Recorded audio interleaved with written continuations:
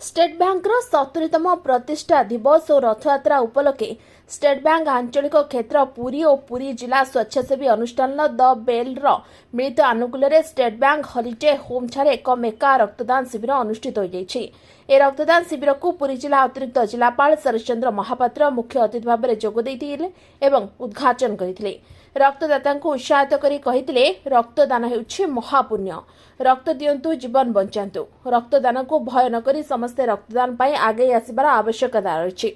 सम्मानित अतिथि भाव स्टेट बैंक क्षेत्रीय प्रबंधक भरत चरण साहू जोगदे स्टेट बैंक सदासर्वदा सामाजिक कार्य निजर सहभागिता रखिछि बोली कहिथिले। अन्यतम सम्मानित अतिथि भाव द बेल अध्यक्ष सिद्धार्थ राय स्टेट बैंक केवल ग्राहक सेवा क्षेत्र में नुहे बरं सामाजिक कार्य भागीदारितारे ए 70 वर्ष मध्य स्वतंत्र माइल खुंट स्थापन करिपारिछि बोली कहिथिले। ए अवसर स्टेट बैंक मुख्य प्रबंधक ऋषिकेश त्रिपाठी, पुरी आंचलिक कार्यालय मानव संबल प्रबंधक जितेंद्र नायक, मुख्य प्रबंधक काशीनाथ दास, उप प्रबंधक प्रशासन प्रताप कुमार जेना, प्रबंधक राजेश कुमार साहू प्रमुख समस्त रक्तदाता स्टेट बैंक तरफ उपहार और सर्टिफिकेट प्रदान करथिले।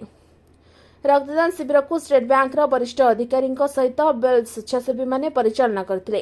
तेबे एही रक्तदान शिविर में 125 यूनिट रक्त संग्रह होइतिबा जणा पड़िछि। पुरीरू सुधांशु करंक रिपोर्ट ओटी लाइव।